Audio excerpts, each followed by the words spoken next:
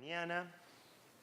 Mi nombre es Pablo Vázquez, justamente soy el coordinador del quinto panel, en el cual de la conquista del desierto a las provincializaciones, ya de por sí el título llama a polémica y tensiones, así que justamente para desarrollarlo vamos a tener la oportunidad de contar con Mario Porto, que se encuentra en este hotel, así que está bajando en unos minutos, Martín Cuesta y Juan Pablo Abondet. Inicialmente, inicias vos. ¿Cómo quieres? ¿Quién inicia? ¿Vos? ¿Vos querías iniciar? Bueno, sí, vamos para un minuto que lo vamos a presentar como corresponde a Martín Cuesta en el currículum. Martín Cuesta, profesor, licenciado y doctor en Historia de la Universidad Nacional de Buenos Aires, investigador del Instituto Dorrego. Ahí justamente está llegando Mario Porto, por favor.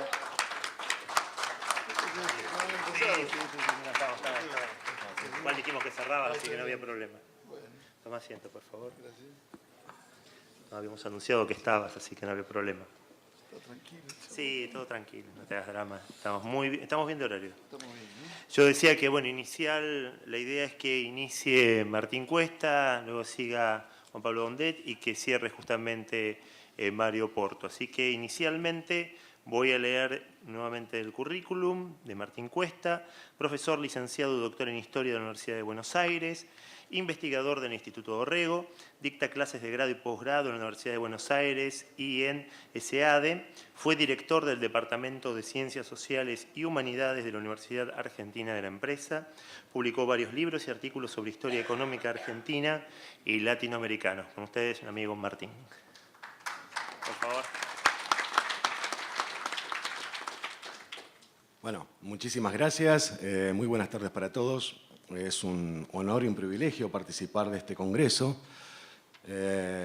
Nada, Pablo, más fácil la próxima vez decir que me googleen. Estamos todos en Google. Me googleen, me encuentran. Soy Martín nomás. No veo de acá a los chicos de técnica. Ahí está. Ahí me van a mandar. Hice una presentación breve para guiar la presentación de este panel, que es, como dijo Pablo, algo extensa. El proceso histórico que va desde la llamada conquista del desierto hasta las provincializaciones. En ese sentido, me puse a pensar de qué perspectiva podría abordar un tema tan complejo y tan extenso temporalmente. Y entonces pensé empezar por algunos conceptos. La otra, por favor. Hay que reconsiderar básicamente algunas nociones que tenemos internalizadas desde lo que es la educación que hemos tenido formal. Y entonces tenemos conceptos como conquista del desierto que implican la idea de conquista y de desierto. En primer lugar, conquistar lleva a la noción de que hay algo que no es de uno y que uno tiene que apropiarse. Nadie conquista lo que le pertenece. Entonces, conquista implica ir a un lugar que no es el de uno. Y la idea de desierto, pero desierto es una idea compleja, cargada de historicidad. En un principio, desierto uno lo puede asociar a la no vida. Desierto es lo que no tiene nada. Sin embargo, desde el punto de vista geográfico, desierto es un tipo de formación donde en realidad sí hay vida, pero implica desierto de algo. En ese sentido, la conquista del desierto la vamos a interpretar revisando ambos términos. El tercer concepto que tenemos que revisar también es el de frontera. La conquista del desierto, entre comillas, como se asume en 1879, implica cruzar una frontera. ¿Pero qué frontera? Se da en un marco particular. Hasta algunos años antes de la conquista del desierto, lo que se hablaba es de frontera interior. Vamos a revisar ese término también. Y finalmente, el último término es acerca de paradigmas estatales. Porque el proceso de conquista, de nuevo entre comillas, y el proceso de provincialización nos llevan a remitir, a pensar las formas en que se piensa el Estado a sí mismo y la forma en que piensa el Estado que tiene que actuar. Entonces, vamos a tomar un marco temporal donde tenemos varios estados argentinos. O sea, uno podría decir, es el estado argentino, sí, pero no es el mismo. Pasemos a la siguiente diapositiva. Muy bien. Algunos antecedentes, ¿sí?, de lo que será la conquista del desierto. En primer lugar, la conquista primigenia podría ser la conquista española. Esta conquista española terminó en dos fronteras básicas. España en el siglo XVI se apropia de América y esta apropiación no es completa. Si bien hay un sector que va a ser la América portuguesa, dentro de lo que es la América española hay dos fronteras. Una está en el Río Grande, al norte, y la otra es la frontera sur, que podría ser la del Río Negro o la del Colorado, que es el límite de la expansión imperial. Reconoce la corona española todos estos territorios más allá de estos límites como propios, ocupados por indígenas, pero es cierto que no los ocupa formalmente. De hecho, lo único que hace es, sobre la Patagonia, hacer un par de puertos y avanzar hasta donde pueda. De hecho, fracasa completamente el intento de colocar dos fortalezas en el Estrecho de Magallanes, que es el intento de Sarmiento de Gamboa, que va a terminar bastante mal. Pobre Sarmiento de Gamboa va a pasarse un año con el fresco del sur. El punto está que, en el fondo, la corona española considera a esta área marginal. Patagonia es marginal, en lo que va a ser después el territorio argentino. Pero no es la única frontera de la expansión imperial española. Hay otra frontera que es el Chaco Austral, o el Gran Chaco también como se llama, donde también va a haber límites a la expansión. Por diferentes motivos que no importan ahora, la expansión imperial termina ahí. Y estos territorios se transforman en territorios marginales. ¡Salud! Se ve que le molestó que habláramos de territorios marginales. Debe ser patagónico. El aire. Lo interesante es que se da en ambas fronteras, la frontera del Chaco Boreal, del Chaco Austral, perdón, y de la Patagonia, la frontera sur, provincia de Buenos Aires, sur de Córdoba, San Luis y sur de Mendoza, lo que se va a llamar el intercambio pacífico. Porque toda frontera, y acá vamos a la noción de frontera, la frontera no es un límite. Uno puede entender la frontera como límite. En el sentido norteamericano, borderline, línea del borde. De acá para allá y de allá para acá. Pero frontera también implica intercambio. Para que exista la frontera tiene que haber alguien que cruce de un lado para otro. Y lo que se da durante el periodo colonial y temprano independiente es la existencia de lo que se llama el negocio pacífico. Ya durante la colonia, los pampas le cobraban a los españoles para ir hasta las Salinas Grandes. Las Salinas Grandes es un territorio que queda en el límite entre La Pampa y Provincia de Buenos Aires actuales, que era la mejor fuente y más barata de sal para Buenos Aires. Los indios en ese momento le cobraban a los criollos por cada carreta que pasaba desde Buenos Aires, en realidad desde Luján hasta Las Salinas. Este cobro en realidad era un intercambio pacífico. Hay otro intercambio que no es pacífico, que todos conocemos, que es el malón, que es como un malo muy grande, son muchos malos. Donde los indios que se habían... A ver, ¿por qué la frontera es dual? Los indios se apropian de un elemento español, que es el caballo. El malón, sin caballo, no se entiende. A ver, nadie vio un malón a pie. ¿Sí? Es como pedir la chumbita que haga un ataque, ¿sí?, al estilo Varela a pie. No, no se hace. El malón implica una reapropiación de estos elementos. Entonces, hay un intercambio constante y durante la Guerra de Independencia, entre el 10 y el 20, 1810 y 1820, se va a apelar a las tribus indígenas de ambas fronteras para sostener el esfuerzo de guerra. Y algunas tribus van a estar de un lado y del otro, tal cual estuvieron durante la conquista. Entonces, hay todo un antecedente de estos territorios y su presencia. Un primer caso de relación más institucional va a ser la famosa expedición al desierto de Rosas del 33-34. Ahora, muy bien, cierta historiografía se apropió de esa expedición y lo llamó la conquista al desierto de Rosas. No es la conquista del desierto porque Rosas reconocía a estos pueblos del sur como amigos. Y de hecho tiene muy buenas relaciones con algunos, algunas malas con otros. De hecho, las tribus lo ayudan a pacificar la frontera y forma la frontera interior Rosas con esa relación. Técnicamente, cuando Rosas termina la campaña, el título va a ser Expedición al Sur. No es una conquista. Aunque hay territorios que se incorporan al territorio de la provincia de Buenos Aires, pero no es una expedición conquistadora, es una expedición militar donde se van a establecer nuevas relaciones. Esto implica negocios, porque estas tribus van a colaborar con la sociedad blanca, va a haber intercambio de presentes, de bienes, donde la sociedad indígena va a apropiarse de algunas cosas. Incluso hay asentamientos muy fuertes en azul de agricultura y ganadería. Muchas tribus van a ser guardianes de frontera. La famosa línea de Fortines, que uno se imagina del Martín Fierro, a principios del siglo XIX tenía también un componente étnico variado. Pasemos a la otra.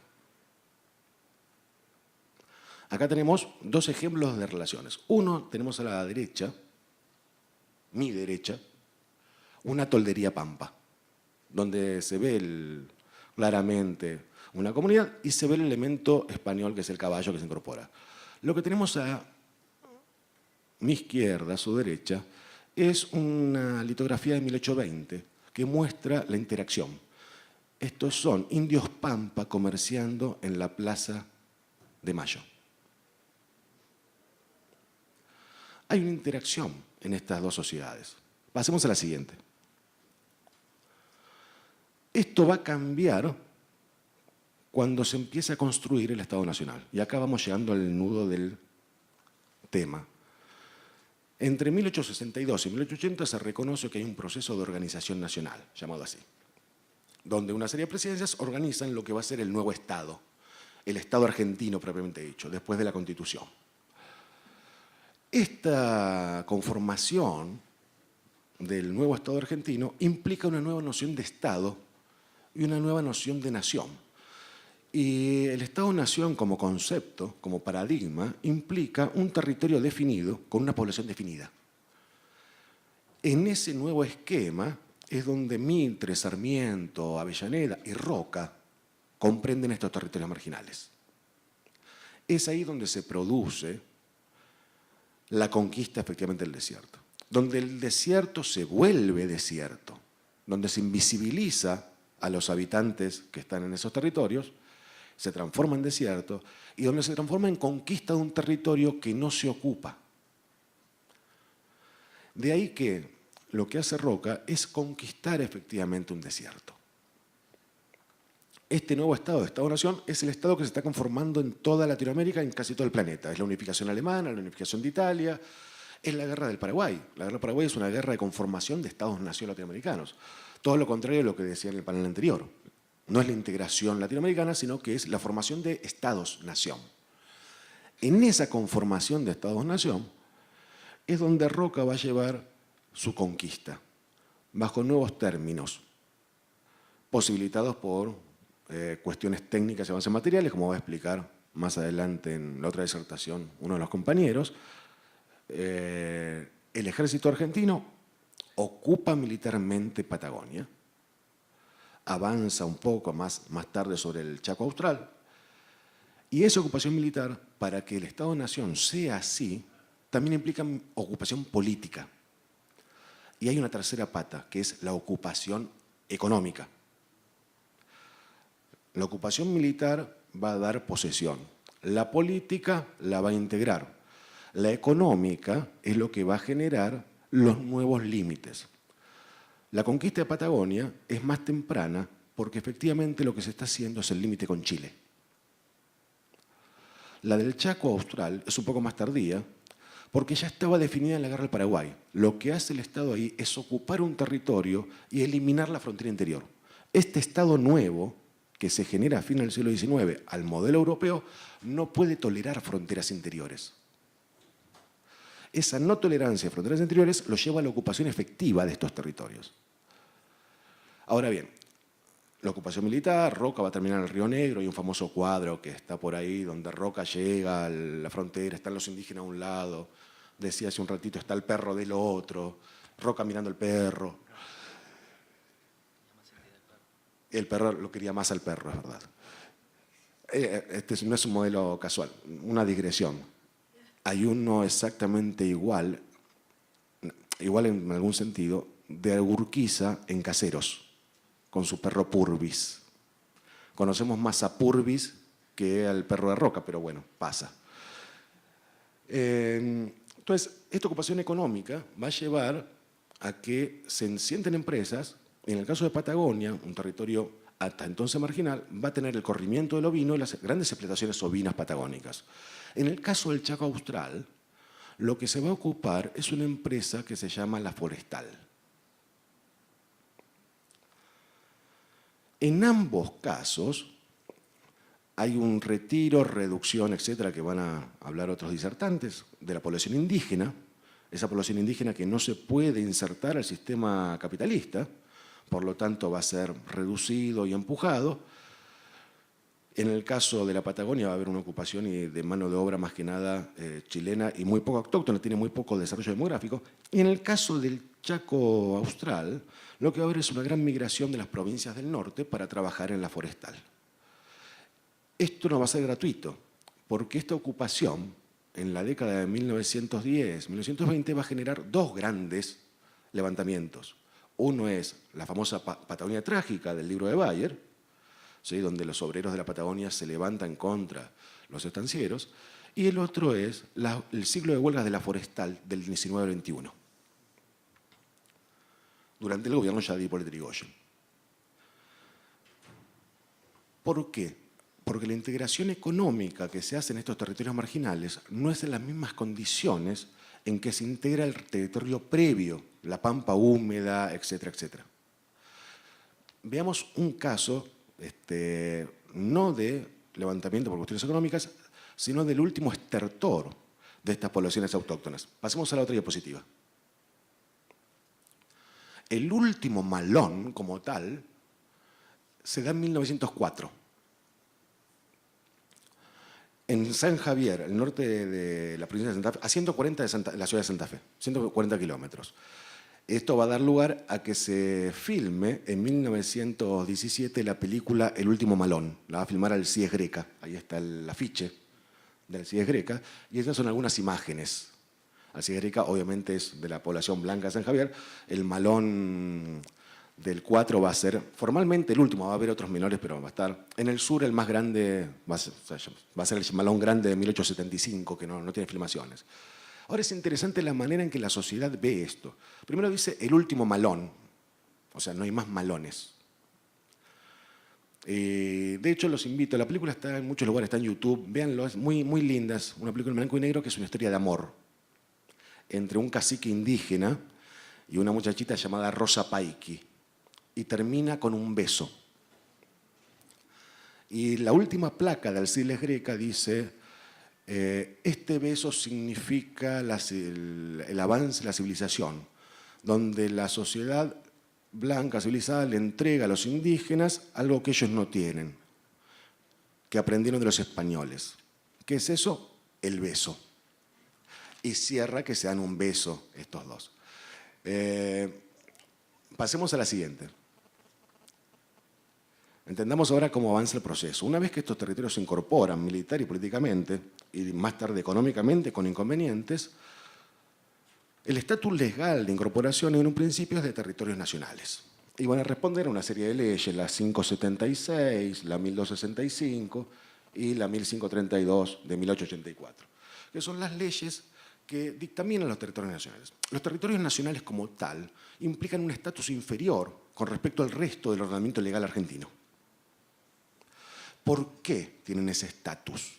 ¿Por qué este Estado-nación no los transforma en provincias. Este es un tema para trabajar, investigar. ¿Por qué Roca, ¿sí?, la administración Sarmiento, etcétera, no hacen provincias de Neuquén, del Chaco, de Formosa, etcétera, sino que les dan un estatus menor? Porque son territorios marginales. No están integrados, ahora, si bien hay ocupación militar y ocupación política, no están integrados económicamente. Y la ocupación de esos territorios amplios, con alta densidad de población indígena, no es satisfactoria para este Estado-nación. Son islas de un estatus legal menor. 5 minutos. Ahí está. Voy cerrando entonces, ¿no? Ahí está. Va. ¿Nos vamos? Va. Volviendo, este estatus menor va a cambiar recién cuando cambie el paradigma estatal. Y no es con el fin del orden conservador en 1916, ni con la década infame de 1930. Cambia el paradigma cuando, por favor, la otra diapositiva, cuando viene el Estado social. Cuando desde 1943, con el golpe de Estado, se impone un nuevo paradigma de Estado, que es el Estado social, el Estado inclusivo. Esto da una nueva agenda y hay un nuevo tema. ¿Qué hacer con estos territorios nacionales? Va a cambiar, bajo el nuevo Estado social, la integración económica de estos territorios. Se da la gran expansión de, por ejemplo, el algodón en el Chaco. Y se da la gran expansión en Patagonia de algunas otras actividades que antes no tenían tanto ímpetu. Porque se da una característica interesante en las dos regiones. Tanto el Chaco Austral como la Patagonia tenían baja densidad de población, un estatus inferior, pero también tenían muchos recursos naturales. El descubrimiento de petróleo en 1908 en Comodoro, ¿sí?, es toda una revolución. Y luego la explotación del algodón en la zona norte, el oro blanco, va a generar muchos recursos. Este nuevo Estado, el Estado social, va a ser el que incorpore a estos territorios como provincias. Son las leyes que vimos en la diapositiva anterior. Esta incorporación implica una nueva visión. O sea, se integra, ahora sí, políticamente, militarmente, económicamente, a un estatus similar al resto de las provincias. Implica la inclusión política de estos territorios que antes eran marginados. La provincialización, entonces, va a abrir un nuevo camino, porque le va a dar representación, le va a dar lugar a la negociación y va a ser el aporte de este nuevo Estado peronista a estos sectores marginales que se van a ver reivindicados. De hecho, una provincia va a ser el presidente Perón y la otra provincia va a llamar Eva Perón, en honor. Porque hay un reconocimiento que se les da un nuevo lugar. Y este nuevo lugar es el que les va a dar camino de desarrollo. Se van a acabar, la forestal va a cerrar en el 65, los conflictos lanares ya mueren con el Estatuto del Peón en su momento. Y esto es lo que da en el fondo participación económica y política a nivel nacional. Con esto se cierra el proceso de la marginalidad a estos niveles de estos territorios antes marginales. La próxima diapositiva. Muchísimas gracias a todos.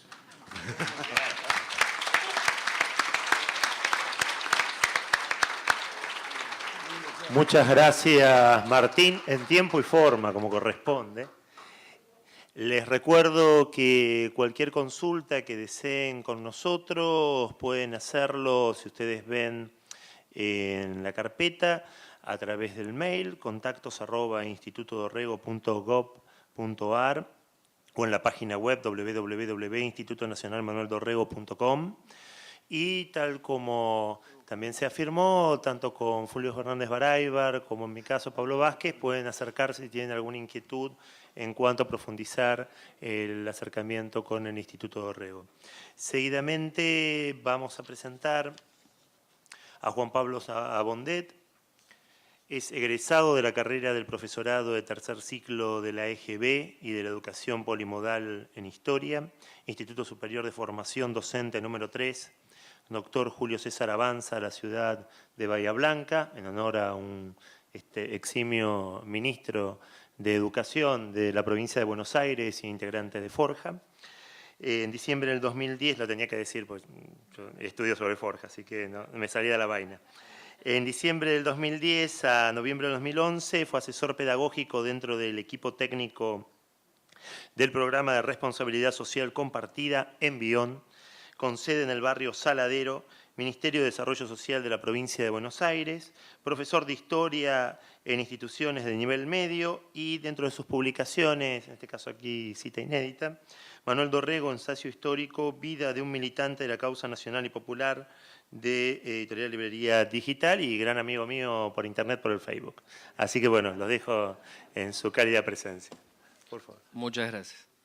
Bien. ¿Cómo continuar después de la excelente exposición del compañero, ¿no? Porque creo que tenés que tomar un poco más de agua, porque te quedaste sin palabras. Bien.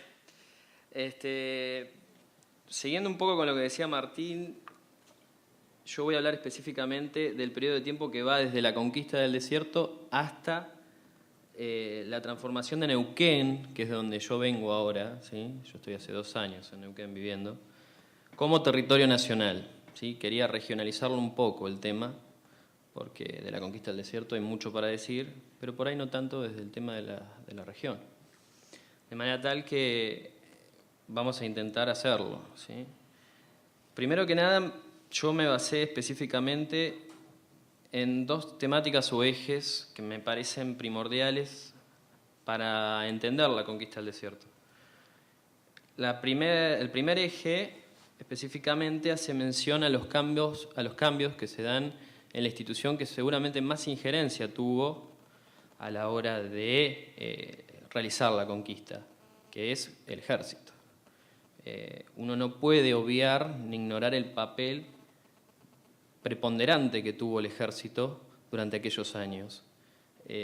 Pero para eso se lo debe analizar también en el contexto histórico en el que estaba, y entender los cambios que se dieron en lo que Alain Rouquier, un estudioso de la cuestión militar, de la transformación desde del paso de un ejército viejo, así lo denomina, ¿sí? Que era el ejército mitrista, o hasta el ejército mitrista, si se quiere, que contiene a las guardias urbanas, que van a eliminar al caudillo principalmente, a los últimos caudillos del norte, con una conformación claramente patricia, esa guardia urbana, ¿sí? Con el patriciado argentino estaba conformándolo, y la reserva de línea o el ejército de línea, destinado a cuidar la frontera, a cuidar entre comillas, ¿no? Porque ¿quiénes eran los que iban a cuidar la frontera? Quienes iban a cuidar la frontera de los continuos ataques de los malones, que acá el compañero dijo que eran gente grande, ¿no? Malones, malos grandes. Muchos malos. Muchos malos. De los continuos ataques aborígenes, eran los gauchos. ¿Sí? Eran los gauchos. Los gauchos vagos y mal entretenidos, decía Rivadavia, que necesitaban disciplinamiento. Si necesitaban disciplinamiento, tenían que estar cuidando la frontera, ¿no? Por lo menos así se dice. Y de hecho hay un ejemplo interesantísimo que puede citarse, es el libro de José Hernández, Martín Fierro. Martín Fierro es cuando cuenta justamente que por haber votado mal Fierro, según el juez de paz, tenía que ser enviado a la frontera. Y en la frontera no tenía ropa, no tenía armas, no tenía nada, ¿sí? Sufrió todo tipo de castigos corporales, y es un relato cierto, ¿sí? Realmente pasaba eso. Básicamente el gaucho estaba obligado a cumplir una función con un ejército destartalado, no tenía armamento o era muy precario, y era más una cuestión de disciplinamiento contra el gaucho, perdón, la idea de castigarlo por sus errores, por haber votado mal, que realmente para cuidar la frontera. Bueno, y ahí, digamos, después, lo que marca Rouquier es el cambio que se produce dentro de las tropas del ejército, más específicamente con la llegada de primero, bueno, con la profesionalización del ejército durante la creación del colegio militar en la presidencia de Sarmiento, pero más que nada con la consolidación del Estado durante el primer gobierno de Roca, ¿no? Avellaneda y Roca. Ese ejército nuevo surge con esa profesionalización y plantea la idea de la reforma dentro de la organización militar, ¿sí? Una reforma que establecía, entre otras cosas, el servicio después, ¿no? Porque este es un proceso, ¿no? Se inicia durante el primer gobierno de Roca, pero podríamos decir que continúa hasta mucho después de realizada la campaña del desierto. Durante el segundo gobierno de Roca, con Pablo Riccieri a la cabeza como ministro de Guerra. Él justamente, Riccieri, que había sido un militar que había entrado en el colegio en 1875, había podido viajar a Europa y conocer las doctrinas, ¿sí?, que estaban en boga durante aquellos años. Y quedó admirado con el ejército prusiano, ejército alemán, de herencia prusiana, el ejército más preparado de esos tiempos. Y lo que va a hacer es importar, traerlo y amoldarlo, darle las doctrinas que tenía, y a su vez, por supuesto, para eso era necesario también renovar la armamentística vetusta que se tenía. Se trae específicamente el elemento primordial para la eliminación del aborigen, que es el Remington. Y también aparecen los rifles Mauser, bueno, todo tipo de armamento específico para, en este caso, eliminar al aborigen. Es interesante saber, por ejemplo, que hay una reflexión de Nicasio Oronio. Nicasio Oronio fue gobernador de Santa Fe durante la época de Mitre, que hablaba sobre esto del ejército viejo y la idea que se tenía sobre este ejército viejo cuando al gaucho se lo mandaba a la frontera. Y Nicasio Oronio decía, ¿cómo puede ser que estemos mandando a gente que no está en condiciones? Nicasio Oronio era un liberal, ¿no? Pero bueno, tenía sus disidencias con Mitre más allá de pertenecer al oficialismo de la época. Decía, ¿cómo puede ser que mandemos al gaucho a defender la frontera, que no está en condiciones, y que es una de las causas principales por la que hay tantas deserciones y tantas personas se van hacia el Uruguay, ¿sí?, principalmente, o hacia Chile, se escapaban. Esto en palabras de Oronio. O sea, vimos la cuestión de Hernández, que no tenía nada que ver con Mitre, y ahora vemos una disidencia dentro del mismo oficialismo, dentro de una visión de un liberal, como era Oronio. Bien, como continuación específica de este ejército nuevo, aparece la idea también de que iba a moldear a los jóvenes mayores de 18 años que iban a hacer el servicio militar obligatorio, con la ley Riccieri, en bien del patriciado, de la oligarquía, en defensa de ella. Y Ruquier hace una reflexión bastante interesante al decir que los soldados antes de ser, los varones mayores de 18 años van a ser soldados antes que electores. Y es cierto, porque si ustedes se fijan, los padrones electorales utilizados tras la ley Sáenz Peña la ley se aprueba en 1912, pero bueno, hasta 1916 no va a llegar Irigoyen al poder, fueron justamente los de las conscripciones militares, ¿sí?, los del servicio militar obligatorio. Entonces, claramente, sí, primero fueron soldados y fueron adoctrinados como soldados, con todo lo que ello implica. Después fueron electores.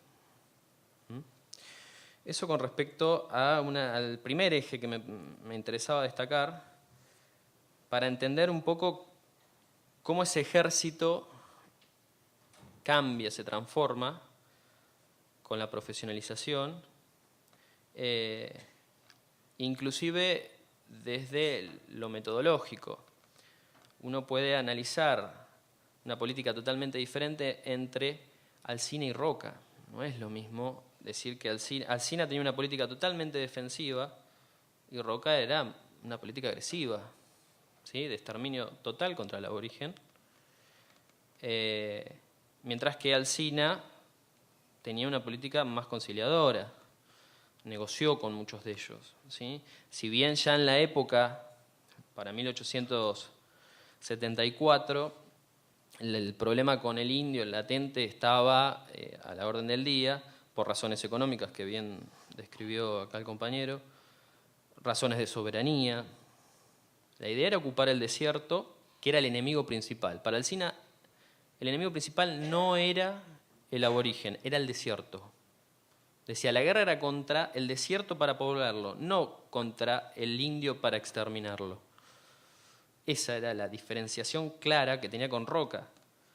De hecho, Alsina decía también, por lo que a mí respecta, confieso que solo me inspira tristeza la lucha cuerpo a cuerpo entre el cristiano y el indio. ¿Sí? Y mandó a construir esa famosa zanja.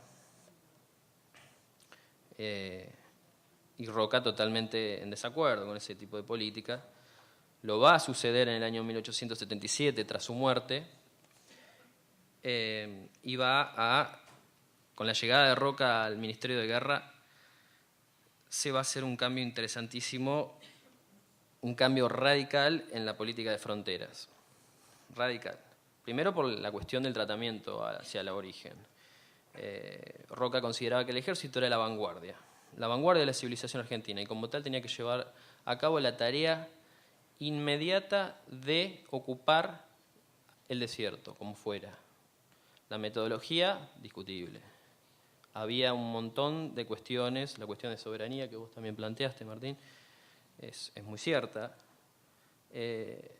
pero también, después cuando veamos la conclusión específica de lo que pasó con cómo se repartieron las tierras y quiénes fueron los principales ganadores de la contienda, se ve que también al soldado se lo utilizó mucho, al soldado del ejército de las 5 divisiones que hicieron la campaña del desierto. Por lo menos yo me refiero específicamente a la cuestión de la Patagonia, donde fueron beneficiados algunos oficiales y después los terratenientes de siempre, los Martínez de Hoz, los Anchorena, y bueno, ya los conocerán a más de uno.